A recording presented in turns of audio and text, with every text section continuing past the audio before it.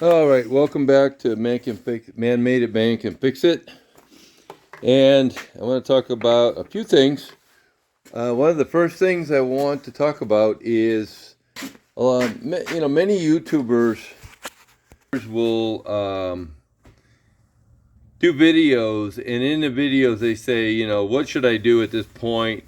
Put your comments in the bottom, but they never really I don't know, really answer or really go with fixing something, determining on what somebody says in the comments. So, these videos are kind of entertaining. So let's get into this one and see what you guys think. And I'm actually going to take your comments and considerations in the beginning. I'm not going to wait forever. And because I'm just building this channel, it's new. I had another channel with over 1,500 subscribers.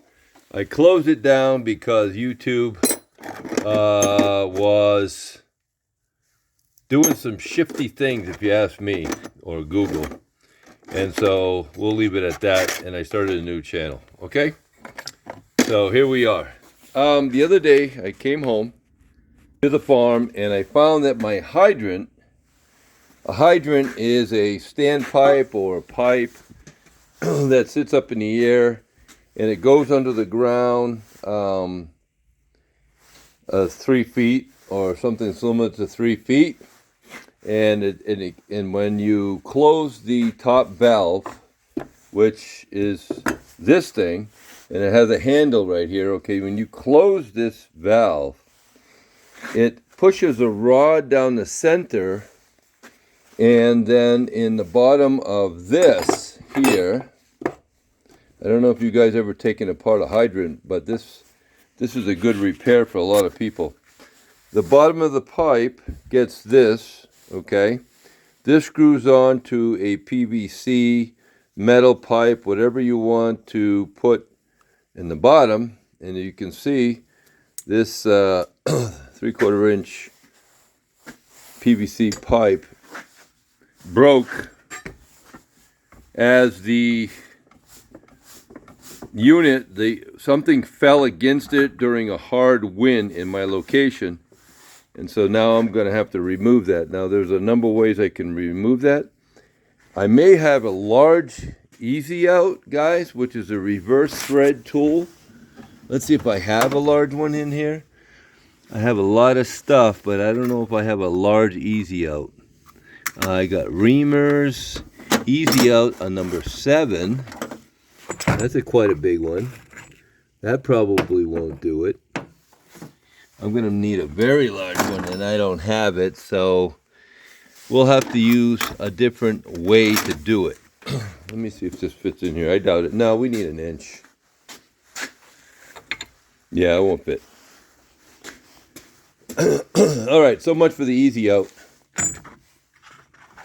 I acquired these for free. The other way we can do this is with a little chisel and just tapping it around. So we'll get to that in a minute. But before that, what I'm going to do is, these are parts that go in the bottom of this here that creates the seal.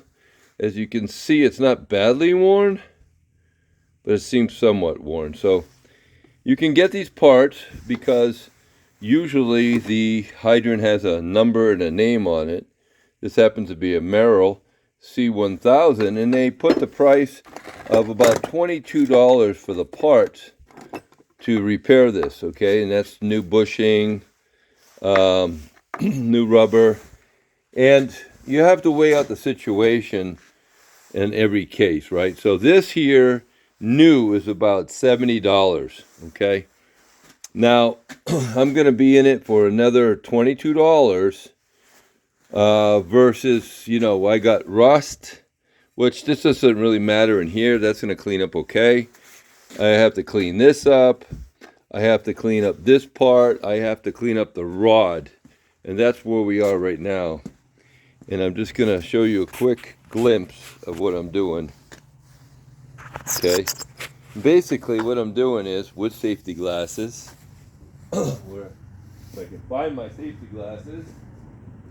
Here we go. And gloves. I am cleaning this rod, and as I'm cleaning it, I'm going to spray paint it later with Rust-Oleum to kind of protect the rod from future rust, okay? I've had it in there for several years already. So what I'm doing is put it on a wire wheel and, you know, taking the rust off. But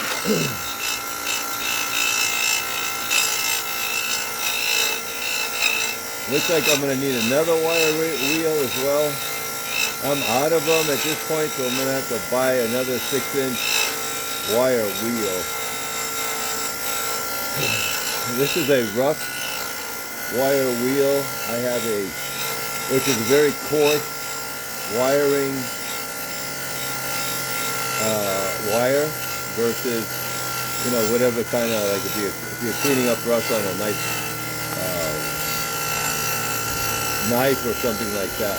Okay, so here's the comments. Before I go any further, I'm going to show you this, but I want you guys to put in the comments what you think I should do. And this has been a thing for stability of this, okay? Now remember, this pipe will sit in the ground and it stands up, okay? And the only thing that's holding the bottom of this, right, the bottom of that down here, is it screws into the PVC pipe. So basically this becomes very unstable. Now a lot of people, and I did this also, I put a T-post in the ground next to it and I tied this to the T-post. Here's a thought, guys, and I want to hear what your comments will be before I do it. I'm thinking from here to here, I'm thinking to weld on these rods that go down 3 directions, basically making a triangle. And when I set that in the ground, that becomes very, very stable, much more stable than if I were to do it alone. So that is my question, guys. And I'm going to get back to you when I finish up the cleaning of this and spraying it. And yeah, so that's the question, guys. What would you do to make this stable other than using a T-post or metal driven in the ground? All right? Think in the comments, and I'm going to weigh those comments and tell everybody on another video. So thanks for watching. God bless. We'll talk to you soon.